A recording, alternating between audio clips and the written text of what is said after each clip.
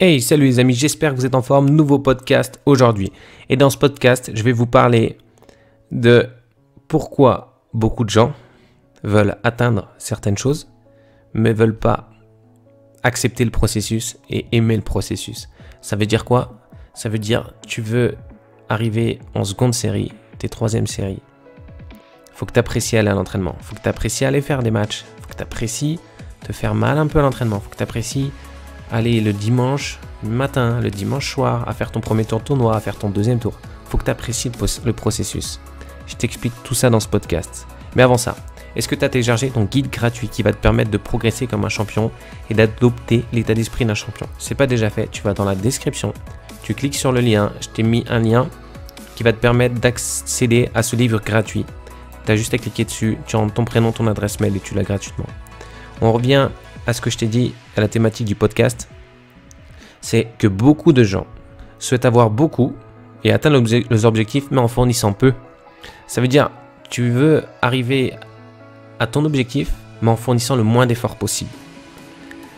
Et ça, je le comprends. Moi aussi, je suis feignant. Dans le sens, j'aime être malin. Je veux arriver à telle chose en déboursant le moins possible d'énergie. Mais par contre, je sais qu'il va falloir en débourser. Je veux réussir à telle chose, je sais qu'il va falloir mettre de l'énergie. Mais l'objectif, c'est que je gaspille pas mon énergie bêtement. Je l'utilise efficacement.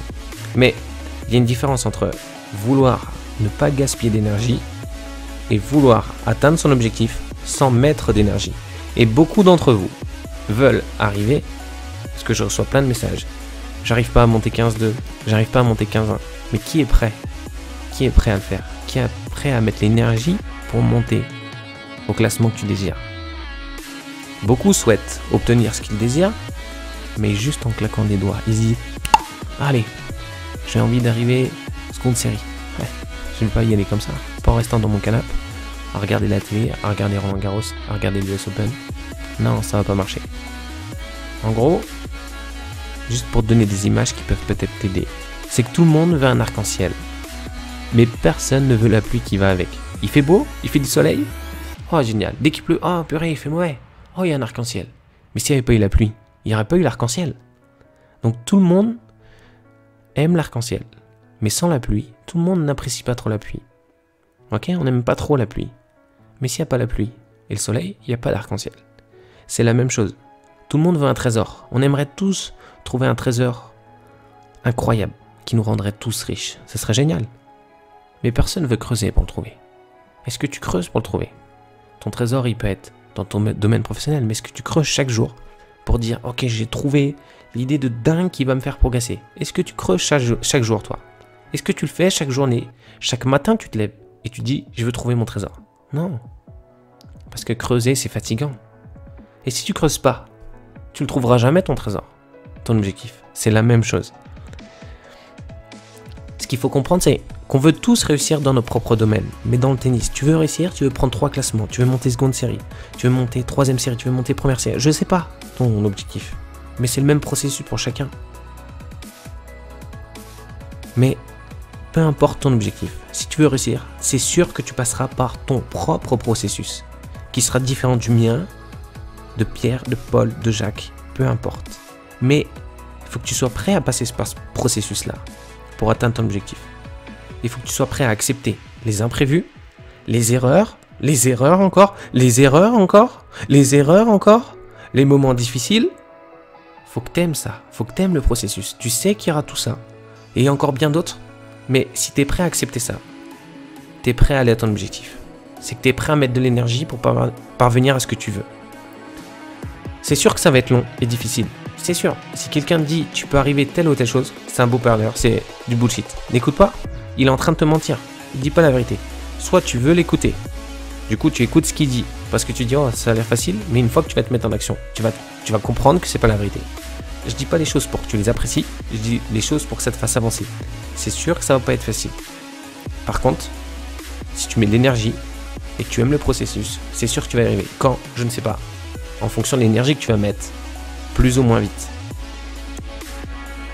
Et surtout, il faut que tu sois prêt, quand tu vas mettre de l'énergie dans ton objectif, à faire des petits sacrifices, des choix, des erreurs. Ça, il faut que tu sois prêt. C'est sûr que tu vas te tromper. C'est sûr que tu vas faire des sacrifices. Tu vas dire, non les gars, je ne serai pas avec vous ce soir parce que je vais faire telle ou telle chose pour le boulot. Non, je dois faire des choix. Est-ce que je vais à l'entraînement ou est-ce que je reste chez moi pour me reposer? Est-ce que je vais à l'entraînement ou est-ce que je sors avec des potes? C'est ça qu'il faut que tu sois prêt à faire des choix. Soit tu fais le choix habituel, mais tu ne parviendras pas à ce que tu veux. Soit tu fais le choix de la raison et du processus pour parvenir à ce que tu veux vraiment. Mais si tu as cet état d'esprit, tu vas voir que tu vas grandir et progresser super vite. Et l'objectif, et je finirai par ça, c'est il faudrait que tu vis chaque objectif comme un défi.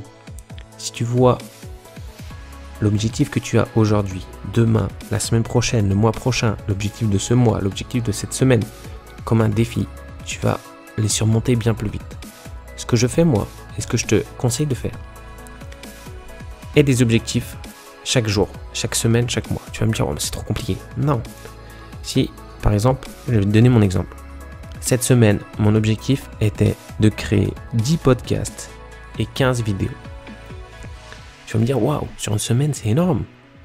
Ouais, c'est énorme. Si tu ne te rends pas compte, faire les vidéos, les tourner, les monter, les caler, les charger sur YouTube, tout ça, ça prend du temps. D'accord?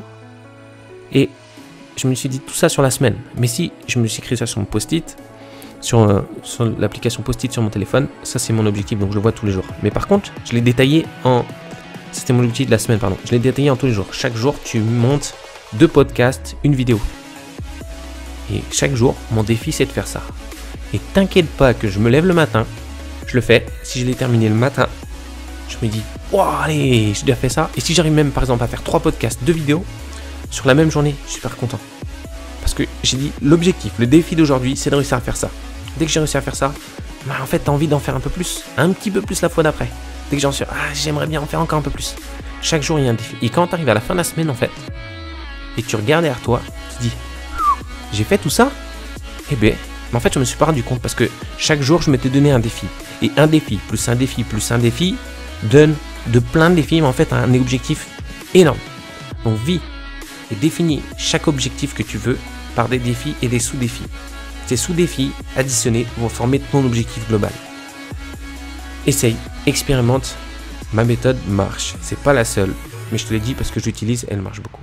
Je te dis à très vite et n'oublie pas d'aimer le processus parce que c'est lui qui va te faire avancer et progresser.